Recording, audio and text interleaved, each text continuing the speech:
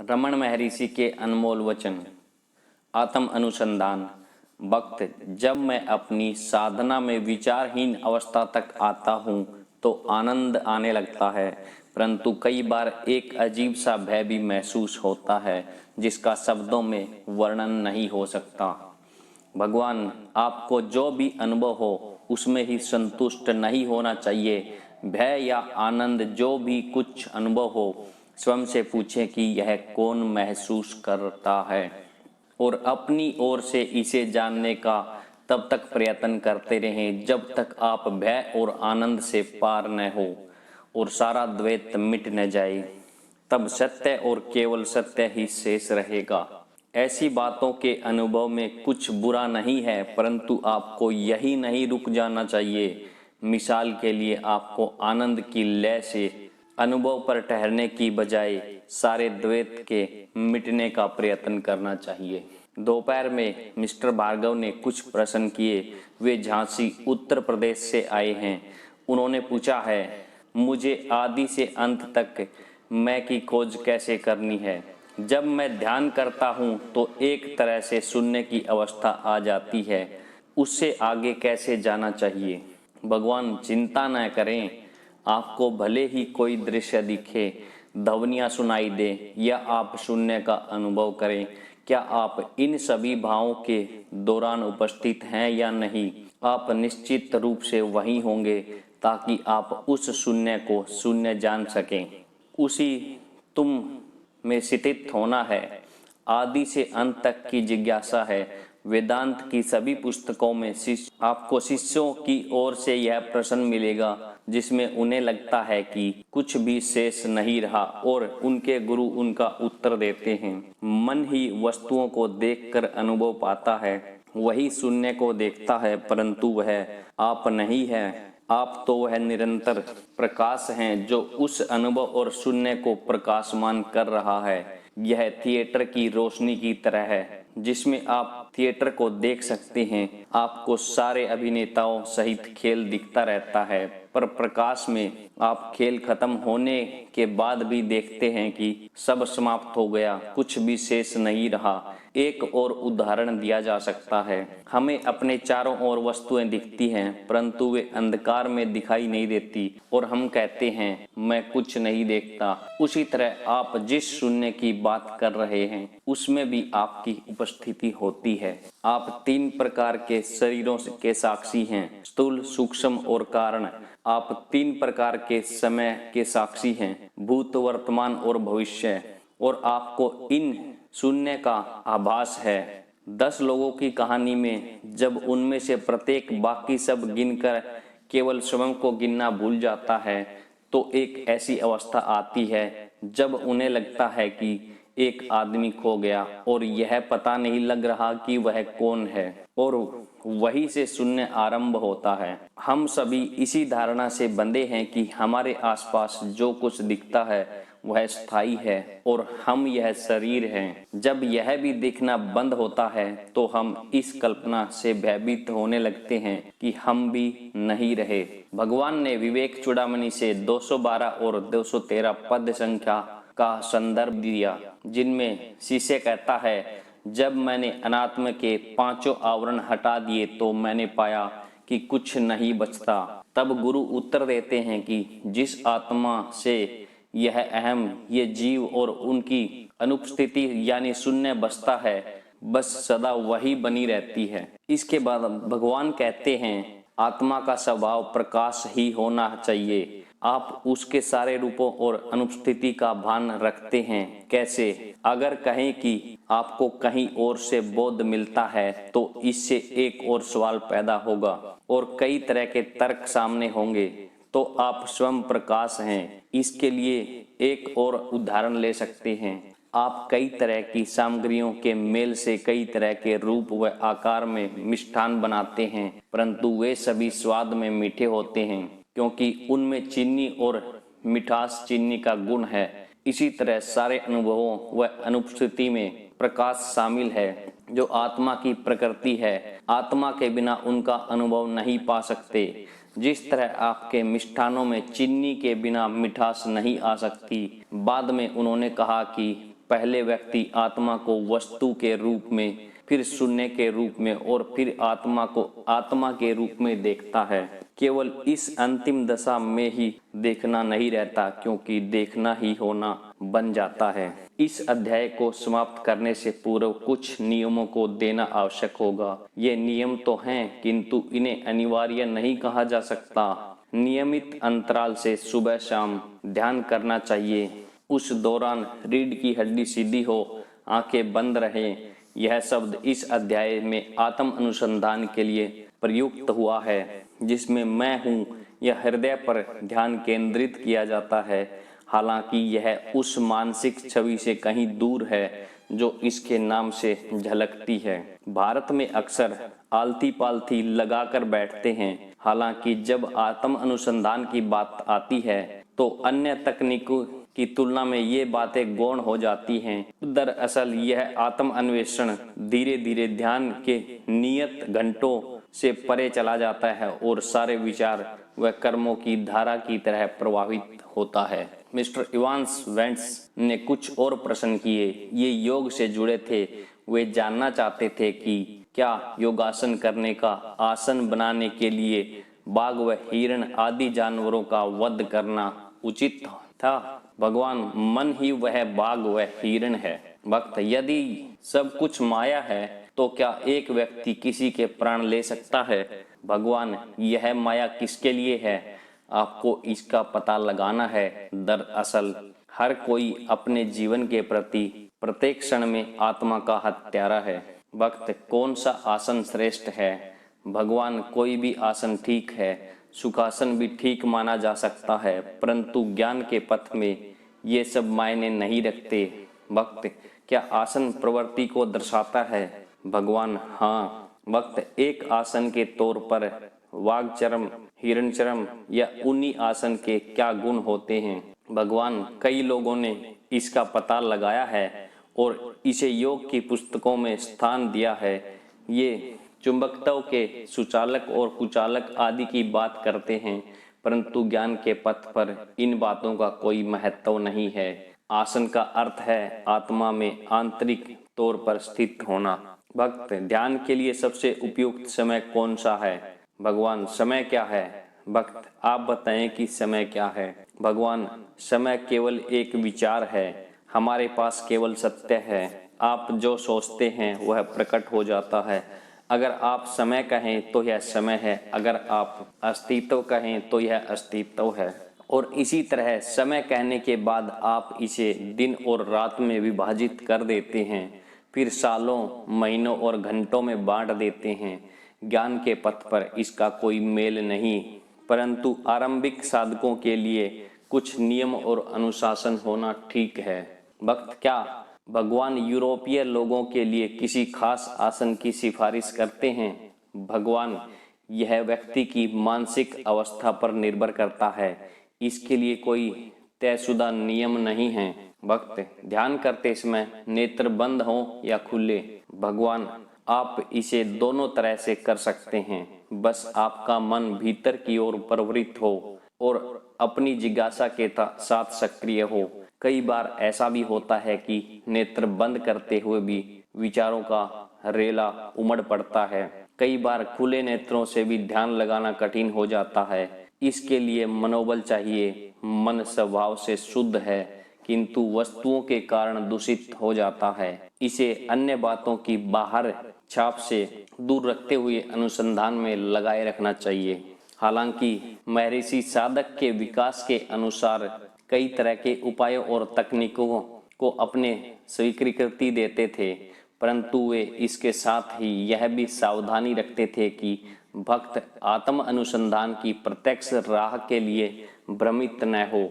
मिसाल के लिए अप्रत्यक्ष पथ भले ही गुणयुक्त हो, परंतु जब उनसे पूछा जाता तो वे कहते कि आत्म अनुसंधान के पथ पर किसी तकनीक की आवश्यकता नहीं है। भक्त, कुछ किताबों में लिखा है कि आत्म साक्षात्कार करने के लिए हमारे भीतर दिव्य गुणों और विशेषताओं का होना अनिवार्य है। भगवान, आध्यात्मिक ज्ञान में ही सारे दिव्य गुण शामिल हैं और अज्ञान में ही सारे शैतानी और बुरे विचार शामिल हैं।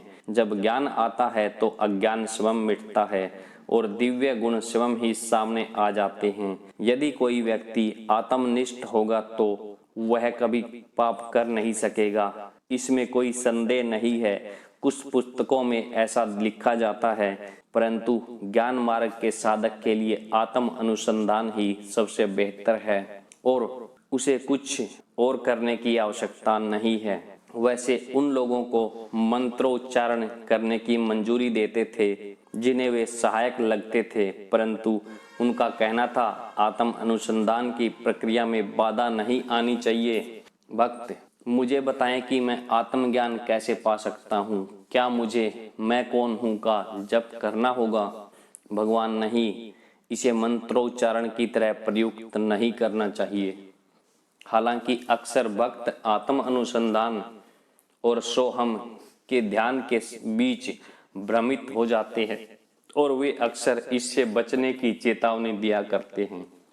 आत्म अनुसंधान मैं ही शिव हूँ तथा सोहम से ध्यान से विभिन्न पद्धति हैं।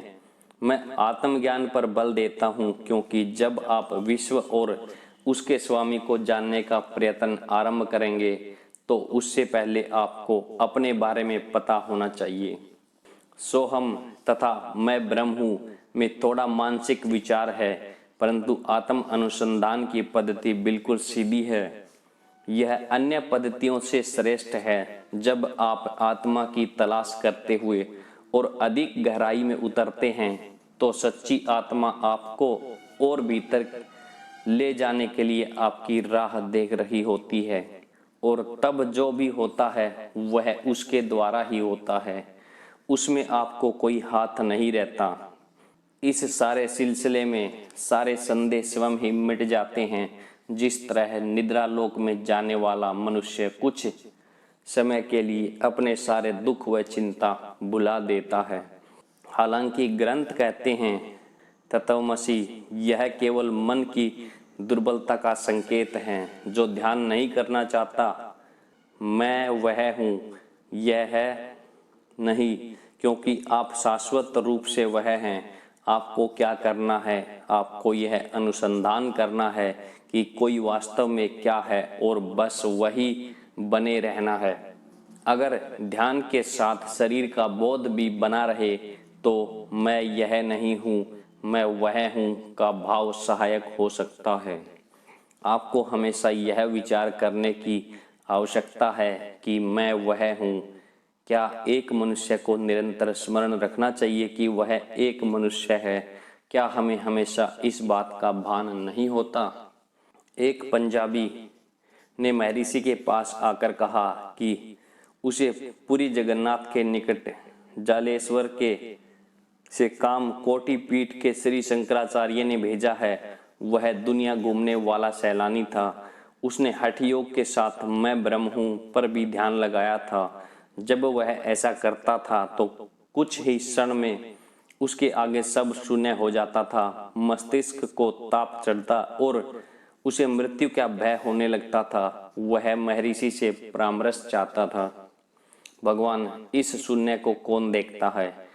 भक्त, मैं जानना चाहता हूँ कि मैं देखता हूँ। भगवान, उस शून्य के पार से चेतना झांक रही है। भक्त, मुझे इससे संतोष नहीं होता, मैं इसे महसूस नहीं कर पाता।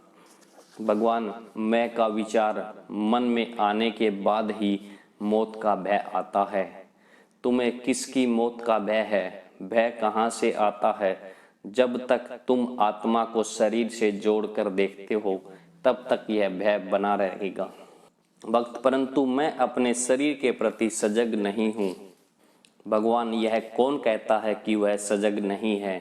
भक्त, मैं आपकी बात नहीं समझा। इसके बाद उससे उसके ध्यान की पद्धति के बारे में पूछा गया तो उसने कहा कि वह मैं ब्रह्म हूँ पर ध्यान करता है। भगवान, मैं ब्रह्म हूँ, यह तो केवल एक विचार है। यह कौन कहता है? ब्रह्म स्वयं तो नहीं कहता। उसे ऐसा करने की क्या आवश्यकता है, न ही अहम ऐसा कहता है, वह तो सदा ब्रह्म में स्थित है। तो यह केवल एक विचार है। यह विचार है, यह किसका विचार है? ये विचार मिथ्या अहम से उपजते हैं, जो कि मैं का विचार है। चिंतन न करें। जब तक विचार है तब तक भय तो रहेगा ही। भक्त, जब मैं इस पंक्ति पर ध्यान करता हूँ तो विस्मृति छा जाती है, मस्तिष्क तपने सा लगता है और मैं भयभीत हो जाता हूँ। भगवान जी, हमारा मन मस्तिष्क में केंद्रित है, इसके लिए आपको ऐसी संवेदना अनुभव होती है। यह मैं के विचार के कारण है। जब तक विचार है तब तक ये अवस्था रहेगी। पहले मैं ब्रह्म हूँ का विचार, फिर विस्मृति, फिर मैं का विचार और इसके साथ ही मौत का भय आना। इसका अनुसंधान करें और यह किसी छाया की तरह विलीन हो जाएगा। इसके बाद जो बचेगा वह परम सत्य होगा, वही आत्मा है। हो सकता है कि अब तक मैं ब्रह्म हूँ का विचार ध्यान में सहायक रहा हो और इसके दूसरे विचारों को परे रखने में मदद की हो, परंतु अब आपको स्वयं से पूछना होगा कि यह किसका विचार है। आपको पता चलेगा कि यह मैं से आ रहा है, परंतु मैं का विचार कहाँ से आता है, इसका अन्वेषण करें। ये ओझल हो जाएगा। स्वयं परम आत्मा प्रकाशित हो उठेगी। इसके बाद किसी अन्य प्रयत्न की आवश्यकता नहीं होगी। जब केवल सत्य अहम शेष रहता है तो उसे कहने की आवश्यकता नहीं होती, मैं ब्रह्म हूँ। क्या एक इंसान लगातार यह कहता है कि मैं एक इंसान हूँ, जब उसे यह चुनौती नहीं दी जाती कि उसे स्वयं को एक इंसान कहना चाहिए? अगर वह स्वयं को इंसान नहीं कहेगा तो क्या कोई उसे इसी वजह से जानवर समझ लेना और उसे कहना होगा, नहीं, मैं कोई जानवर नहीं बल्कि एक मनुष्य हूँ। ठीक इसी तरह ब्रह्म या मैं को चुनौती देने के लिए कोई नहीं है। इसके लिए बार बार यह दोहराने की जरूरत नहीं है, मैं ब्रह्म हूँ। इस पूरे अध्याय में आत्म अनुसंधान को एक आध्यात्मिक अभ्यास या ध्यान के तौर पर लिया गया है, जिसे कुछ निश्चित अंतरालों पर दोहराना चाहिए। यह सब कुछ ऐसे ही आरंभ होता है। जहाँ तक प्रयत्न की बात है, ध्यान का ऐसा गहन समय सहायक होगा, परंतु इसे ही पर्याप्त नहीं माना जा सकता। इस ध्यान के दौरान जो आत्म सजगता अनुभव होती है, उसे दूसरे समय में भी विकसित किया जाना चाहिए, ताकि दूसरे कामों के बीच यह सतत धारा बनी रहे। इसे और अधिक निरंतर करना ही हमारा लक्ष्य है। इसी सिलसिले में भगवान श्री ने तीसरे अध्याय में कहा था कि संसार में रहते हुए ही आध्यात्मिक जिज्ञासा की पूर्ति हो सकती है और उसके लिए किसी आश्रम में जाने की आवश्यकता नहीं है। भक्त, क्या मन को सबल बनाने के लिए किसी प्रकार के ध्यान की अनिवार्यता है?